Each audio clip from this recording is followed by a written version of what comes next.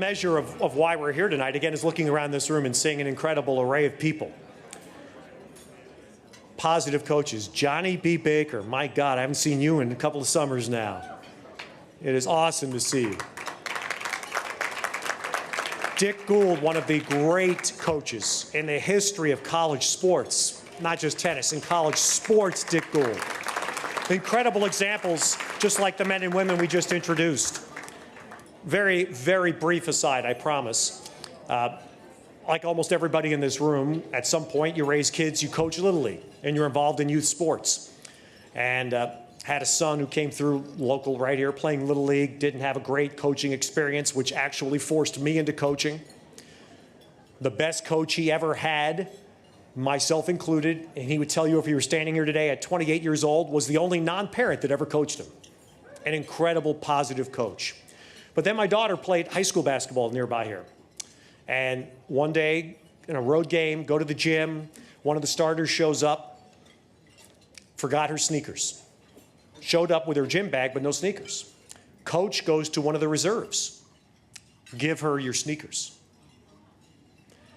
And I wish I could tell you I was making that story up. I'm not. You can't make that up. The coach took the sneakers off a reserve and gave them to the starter so the starter could play. So wrong on every level. And that happened in 1999. And that was the year that I was introduced through a mutual friend to Jim Thompson, who had just started PCA. And since then, have done nothing but incredible admiration for what Jim has done, for all the people that work with him. And I can't say enough about what PCA has done, what it means, how right it is. And all you need to do, again, is look around and see the incredible professional coaches who attach themselves to this, who understand how valuable it is. And for all of you here tonight who are supporting PCA, thank you, because it's well worth it. All right, now, tonight we celebrate the best in youth sports. You're going to hear from several people who are instrumental in the PCA movement. Then you'll enjoy a panel discussion, 4 winners of the Double Gold Coach Award presented by Max Preps will be here. Julie Foudy, whose athletic achievements are incredible, World Cup soccer champion, Olympic gold medalist, and has been a terrific broadcaster herself. Julie is here. She will lead the panel discussion on the stage. And then we have an auction, terrific items on hand that are going to be really the focus tonight, to raise funds to help PCA continue to train coaches to be like the men and women that we honor tonight, who've come, as you heard, many from across the country. And finally, a terrific football player, Joe Ehrman, is here, and he will accept PCA's highest honor, which is the Ronald L. Jensen Award for Lifetime Achievement. And it will be a treat to hear Joe speak. So, to kick things off now, it is appropriate we begin with the founder and the CEO of PCA. Please welcome Jim Thompson.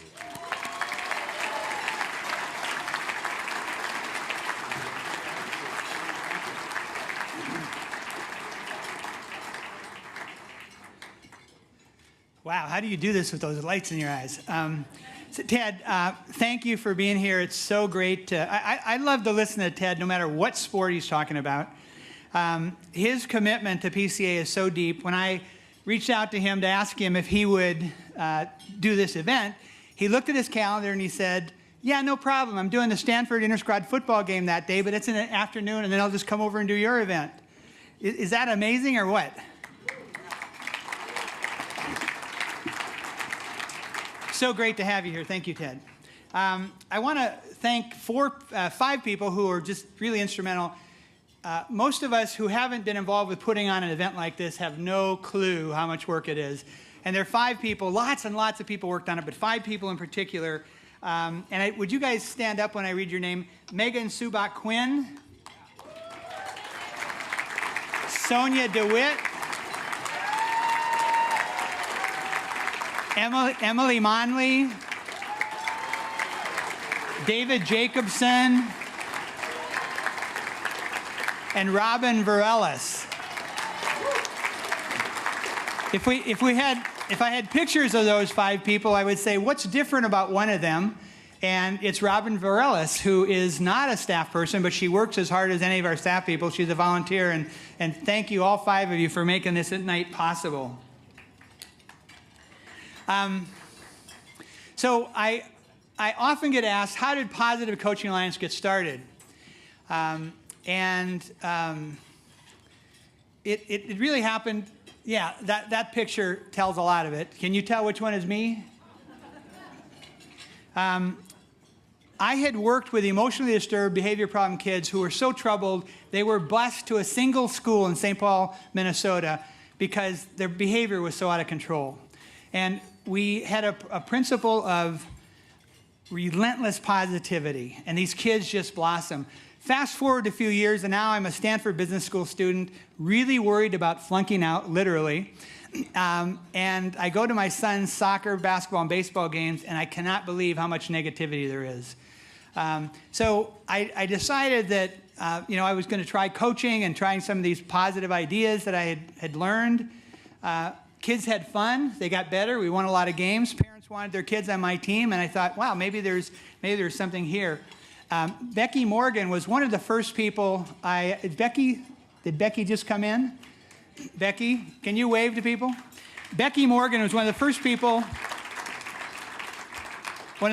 I went to for support, and she asked me a question that was pretty interesting. She said, you want me to give you money, how long are you going to do this?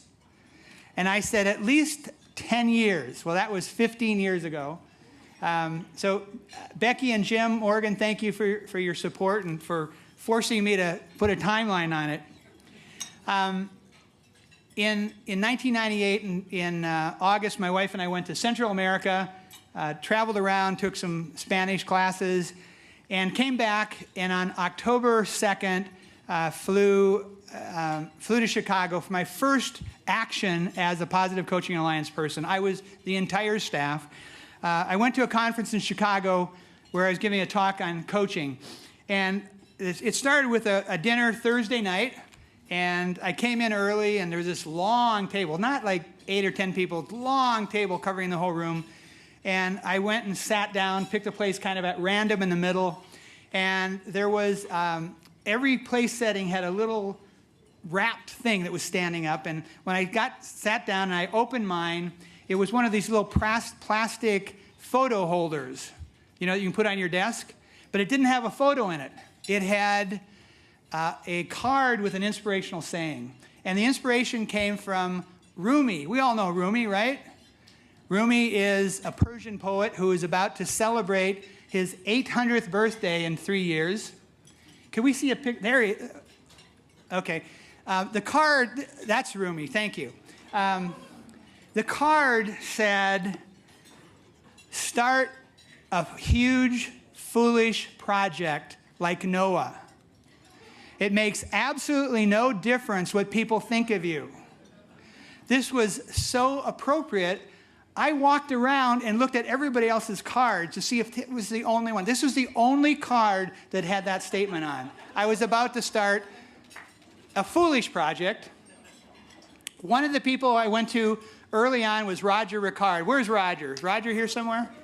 Right there. I gave Roger my pitch. I asked him for money, and he said, no. I don't think you can do what you're trying to do. And so that was the end of it. They say success in fundraising is asking, and I asked, that's great. And then I found, I'm not sure, I don't think Roger used the word crazy or foolish, but he said no. The second time I met Roger, he came to a workshop I was doing, and afterwards he came up to me and he said, okay, I still think you're crazy, but I'm going to help you. And he's been a board member ever since, so thank you, Roger.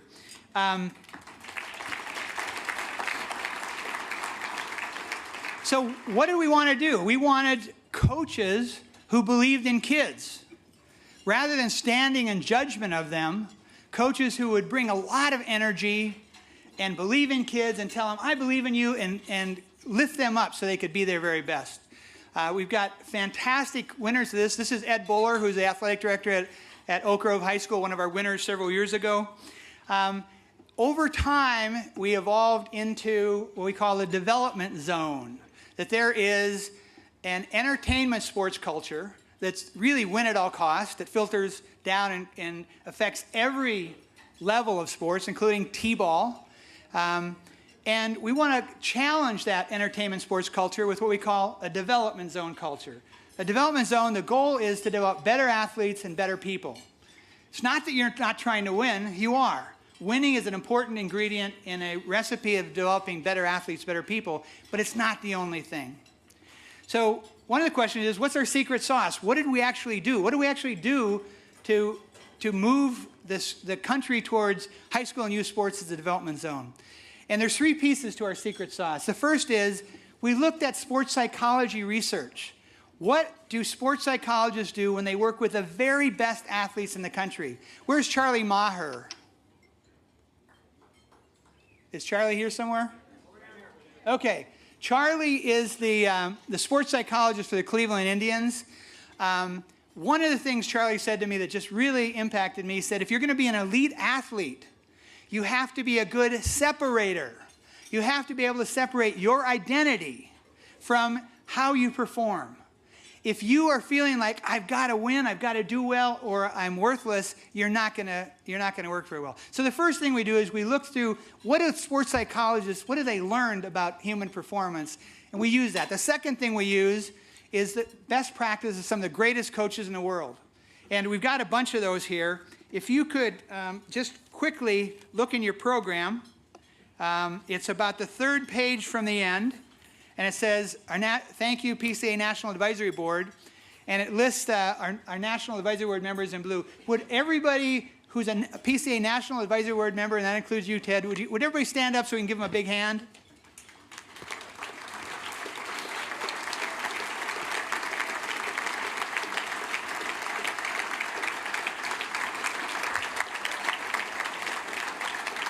These are some of the top people in sports at every level, academic leaders, business leaders, and we're just so lucky to have them involved with us. The third thing is, so we talked about sports psychology research, the best practices of great coaches, and the third thing is the endless procession of teachable moments that every youth sports practice and competition offers. If you win a game by a nose, if you lose a game by a nose, if you blow out the other team, if you get blown out, if you make the winning play so your team wins, if you make the mistake that causes your team to lose, every one of those situations has a teachable moment if we have coaches who are looking for that. So the secret sauce is putting those 3 things together, the endless procession of teachable moments with great practices of great coaches and sports psychology research. So the question now is, where are we with the foolish project that started 15 years ago? And here's where we are. We just opened our 11th chapter in Tampa Bay. We did 3 chapters last year, Cleveland, Phoenix, and Minnesota. 2 before that, the San Francisco Bay Area and Colorado. Would everybody who is a national board member of PCA or a board member of one of our chapters, please stand so we can thank you.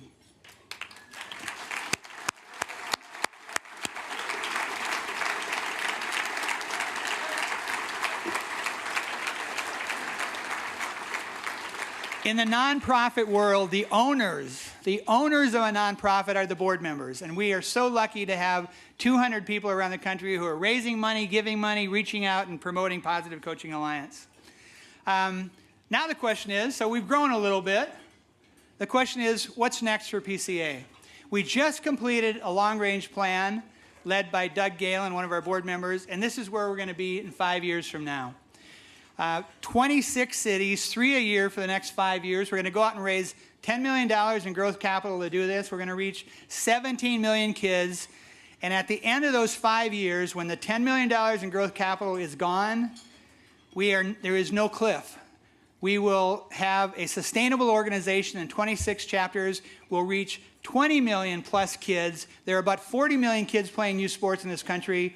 We'll reach half of them, which leads to a tipping point where not only will we reach the kids who are coached by a PCA-trained coach, we're going to reach kids who are coached by coaches who we've never had contact with.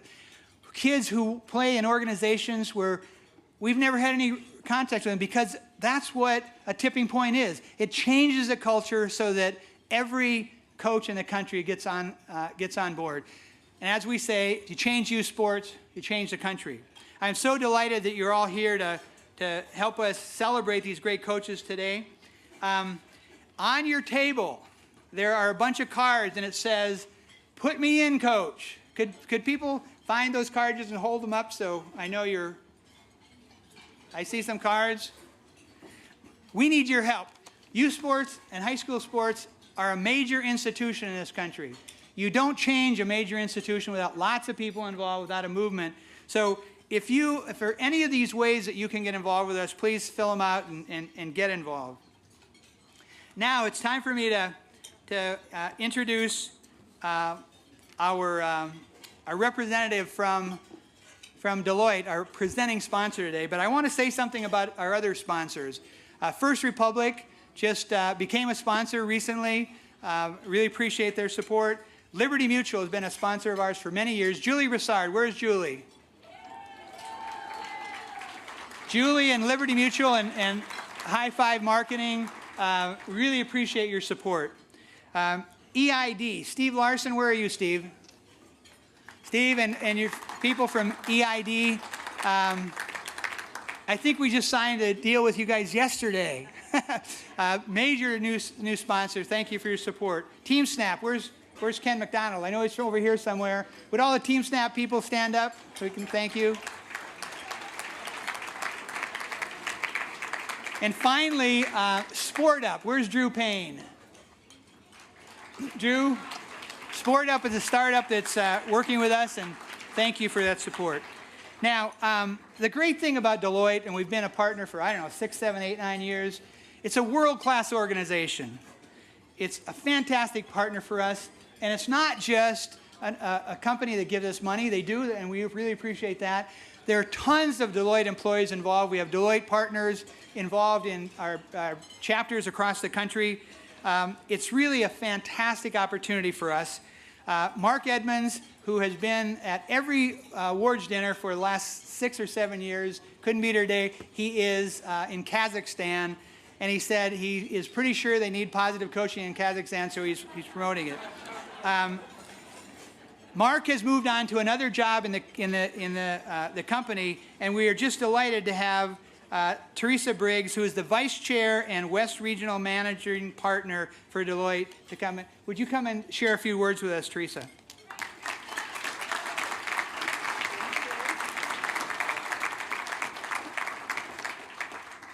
One of the hardest guys to follow. Good evening, everyone. I'm thrilled to be here to celebrate PCA's 13th Annual Youth Sports Awards. As we all know, the impact of a great coach can be transformative for our kids. And Deloitte sponsors this event and PCA year-round because we have a lot in common with the mission of PCA. We believe that team sports and business are remarkably similar. Business is like a contact sport. It takes a lot of stamina, it takes drive, it takes a strategy, great people, and more than anything, it takes teamwork. And in order to get teams to work together, you have to have the philosophy of coaching. But Deloitte, we pride ourselves on being an organization that is constantly coaching and mentoring our people. We're all about getting people to play to their strengths and do what they do best. Like PCA, we talk about filling your tank. Acknowledging people's contributions in a way that makes them feel like owners, that they have confidence and pride, that allows them to work even harder, and at the same time, we coach on their developmental needs just like a youth coach would. So just like team sports, the role of the coach is to enable their team members, and we try to do that ourselves. In both cases, team sports and in business, we try to find out what people are really good at, and put them in a position to succeed. So I'd like to take just a couple of minutes and read to you a letter that a youth sports coach wrote about one of his student athletes. I've coached this young man for the past 2 years on an elite lacrosse travel team. While his athletic prowess is mesmerizing at times, it is the modest young man behind the jersey that is truly impressive. This young man is extremely hardworking. He shows up at every practice, ready to give his all, and sustains that intensity the entire time. He makes his presence on the field known through both physical dominance and vocal direction. He is never too focused to stop and help out a fellow teammate. I am most impressed with this young man's humility. He almost always outperforms the man or the entire team next to him. However, I've never heard him say a negative or disparaging thing to anyone. He never gives up partway through and works until the final whistle. He is all business on the field, always follows directions, remaining coachable regardless of emotion, and most importantly, having fun.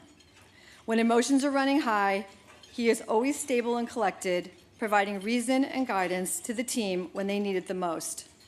This young man is extremely personable and intelligent. In non-lacrosse interaction, I have had the opportunity to talk with him in more casual settings, and I've remained impressed. During our trips around the country, I've always asked him to look after the group when we're not playing, and I give him the brunt of the responsibility in regards to the group's safety and organization.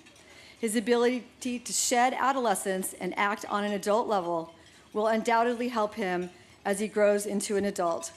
His drive and team, drive to learn and work unbelievably hard will certainly contribute to his maturity as a leader, both by example and with bravado.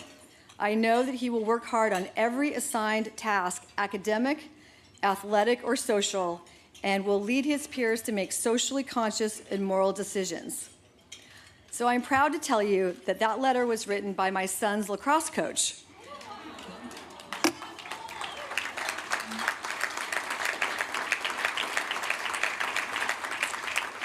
And he's here, and he's probably going to kill me. But I shared that with you because it was remarkable for me to see how much insight this coach had about my son. He sees things in my son that I don't see, and I'm with him every day. And so it tells you just how powerful the relationship between a coach and an athlete can be. Both on the field and off, the influence of a coach is forever, and that's for good or for bad, as we all know. I asked Cole what makes this coach special to him, and he said, "Mom, it's the way he motivates us. He drives us to win, and he makes us feel really good about ourselves." So kudos to PCA and all of the fantastic coaches that are in the room tonight for the immeasurably positive impact you have on our children and on society. Thank you.